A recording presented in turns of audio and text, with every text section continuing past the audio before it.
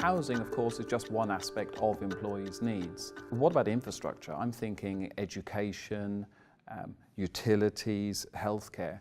What approaches are emerging to meeting employee needs with respect to infrastructure? Ideally, the company enables the provision of those services by helping to curate a group of service providers that can do that, or by working in tandem with the public sector and government to do so.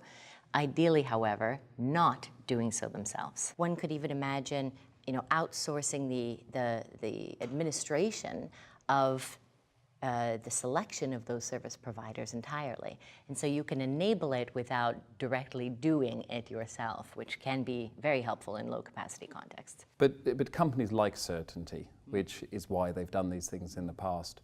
You've talked about outsourcing. How do they get comfortable with losing some of the control over providing infrastructure? I think there's a real opportunity, in fact, embedded in local content laws.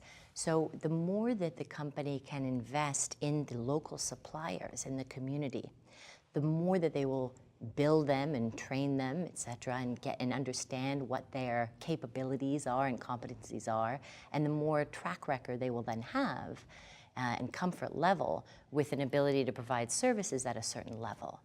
So it again goes to right back to the beginning of our conversation, where absolutely, if it's a closed camp and it's kind of housing in a box, there is the virtue of end-to-end control.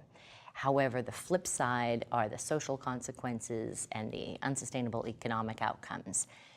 It may be a slightly longer road to hoe, and it may be something that requires investment in local suppliers, but we've started to see some very encouraging demonstrations of this being possible.